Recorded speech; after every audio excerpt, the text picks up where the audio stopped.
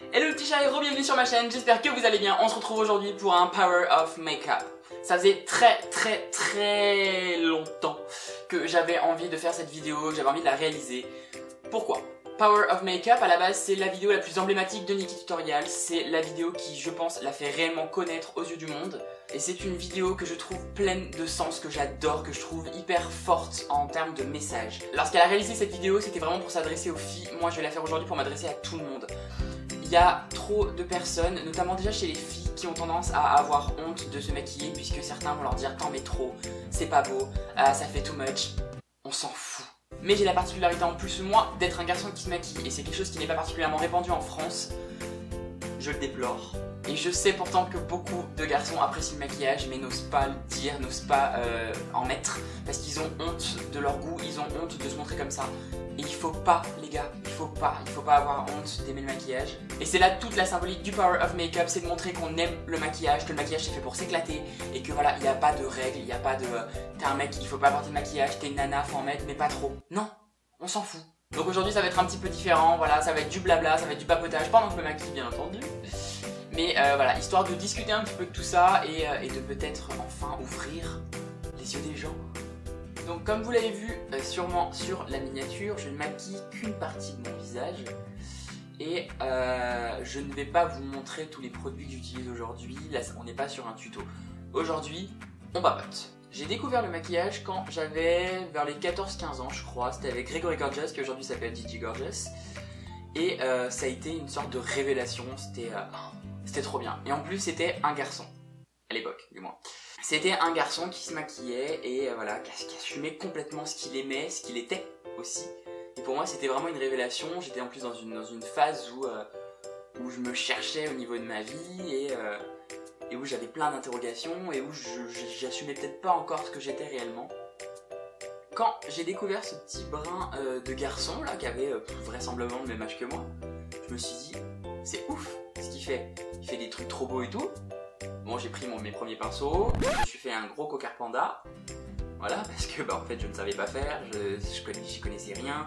J'essayais de faire des smokies avec un pinceau plat, parce que j'avais qu'un seul pinceau à l'époque, et que je savais pas faire. Et c'était normal, j'avais 14 balais, j'avais pas de matériel, et je découvrais ça, je découvrais que le maquillage c'était pas réservé qu'aux filles. Et à l'époque, j'avais pas du tout cette sensation de honte. En fait, je regardais ça tranquillement dans ma chambre en fait, et j'en parlais à personne. Parce que c'était pas répandu. Il n'y avait pas cette sensation en fait de dire d'avoir honte, puisque je faisais ça dans ma chambre et je comptais pas me montrer en fait aux yeux du monde comme ça. J'avais pas du tout prévu de me montrer un jour maquillée, donc voilà, c'était juste une passion et j'avais envie d'apprendre et j'étais assoiffé de connaissances make-up en fait. Et puis j'ai commencé à grandir. J'ai commencé à vieillir surtout et à me rendre compte du regard des autres et de entre guillemets ma différence. J'ai vieilli et je me suis rendu compte effectivement que j'avais honte. Je commençais à avoir honte en fait de ce que j'étais, enfin honte de me dire t'es un mec qui aime le maquillage, il faut pas qu'on le sache, c'est mal vu, c'est choquant. Alors que j'aurais même pas dû en fait me dire ça, enfin ce qui est anormal c'est ça. C'est d'être dans une société qui te dit tu es un garçon, tu portes du bleu, le maquillage c'est pour les filles, elles portent du rose, etc. etc. etc. Et j'avoue finalement avoir pendant un certain temps plutôt réprimé en fait tout ça, tout ce que j'aimais et j'ai un peu mis tout ça de côté en me disant bon tout le monde me juge, tout le monde me dit c'est pas normal, c'est bizarre. Donc au bout d'un moment je me suis dit peut-être qu'ils ont raison, peut-être que je devrais arrêter. Et puis j'ai calmé mon obsession, on va dire, mon obsession make-up pendant un certain temps du moins.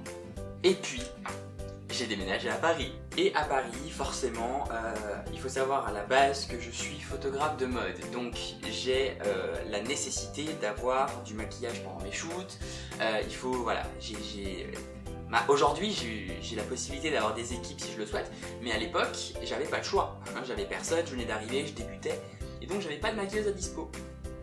Et qu'est-ce que j'ai fait? Et bah je me suis dit, mon gars,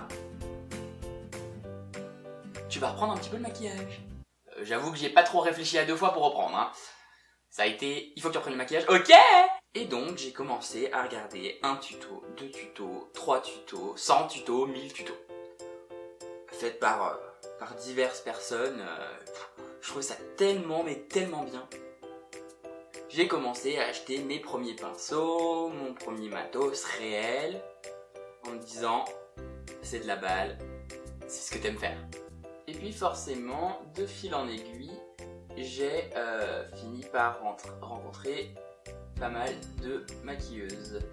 Maquilleuses au début, hein. J'avais rencontré que des filles qui me disaient toutes, mais tu t'en fous, c'est trop bien si t'aimes ça, au contraire et tout. Et puis les mecs, en général, vous êtes doués là-dedans, c'est bien, ça fait plaisir de voir des mecs, qui est pas tout le temps que des nanas. Parce que elles en ont marre d'avoir que des nanas. Du moins, elles en avaient marre. Et je pense que c'est là que j'ai eu vraiment le premier déclic à me dire, il faut que je m'investisse là-dedans, il faut que tu arrêtes de penser aux autres et penser un peu à toi. Et te dire fais ce que tu aimes et pas ce qu'il faut que tu fasses pour les autres. Et forcément, si je vous dis que j'ai rencontré des maquilleuses, j'ai bien fini par rencontrer des maquilleurs. Et là forcément j'étais super content parce que j'ai pu commencer à discuter en fait de tout ça et voir que j'étais pas tout seul à avoir une passion aussi extrême, voire obsessionnelle, parce que j'ai eu vraiment, même aujourd'hui j'ai besoin de parler make-up, j'adore ça et c'est quelque chose qui me fait vibrer au quotidien. Et là donc j'ai commencé à faire du make-up pour comme mon travail en fait. J'avais vraiment envie de bosser là-dedans, j'avais plus envie de faire ça que dans ma chambre et en mode discretos quoi. Je voulais vraiment faire ça au quotidien. C'était devenu une évidence, c'était vraiment évident, je ne pouvais pas faire autre chose que ça. Il fallait que je le fasse, impérativement. Donc je me suis fait au fur et à mesure ma petite clientèle, des petits make-up par-ci par-là, des make-up de mariée, mais c'était pas encore ce que je voulais faire parce que il n'y avait pas ce côté ultra créa, c'était vraiment du classique et je pouvais pas me lâcher réellement comme je voulais me lâcher. Et puis j'ai fini par quitter Paris pendant une certaine période. Et je suis retourné vivre à Lyon, puisque je suis lyonnais. Et en fait, c'est à Lyon que j'ai eu ma grosse révélation, puisque de fil en aiguille, je vais pas vous faire tout le parcours maintenant, je suis rentré chez Mac. Et ça a été... J'ai vraiment réalisé que c'était ma vocation. J'ai travaillé dans pas mal de domaines quand même, autres que le make-up. Et j'ai jamais eu cette sensation-là que j'ai eu de me dire, mon gars, t'es à ta place. T'es exactement là où tu devrais être. Et je l'ai eu avec Mac. Voilà, c'était vraiment... Pour moi, c'était extraordinaire de me dire, ça y est, tu bosses enfin là où tu voulais bosser depuis toujours. Parce que Mac, c'était ma marque référence, c'était mon paradis sur terre. C'était voilà, j'allais dans une boutique Mac, j'étais comme un dingue parce que je savais que j'allais repartir avec un produit, que j'allais voir des choses que je connaissais pas. Et... Enfin, c'était ouf, c'était juste ouf. Et je me disais, là ça y est, t'y travailles quoi. Parce que j'avais travaillé dans le make-up, mais c'était pas pareil. Mac, quand tu rentres chez eux, il y a vraiment ce côté créa. T'as des journées à thème, Et puis c'était surtout l'endroit où je pouvais porter du maquillage sans me sentir jugé. Alors il y en avait, hein, il y a forcément des clients qui rentrent et qui te regardent genre... Qu'est-ce que tu fais là mon gars? Mais en soi c'était pas grave parce que je savais que tous les gens avec qui je travaillais adoraient ça, ils étaient en mode allez vas-y fais ça aujourd'hui etc. Moi je vous l'ai déjà dit, je me maquille pas au quotidien. Dans la vie de tous les jours, vous me verrez très rarement à la rigueur le teint, mais vous me verrez jamais avec les yeux maquillés, ça fait pas du tout partie de mes habitudes. Mais chez Mac, voilà, c'était pour le travail en fait, et c'était pas grave, c'était même juste génial. Donc tout ça pour dire que au bout d'un moment, arrêtez de penser aux autres.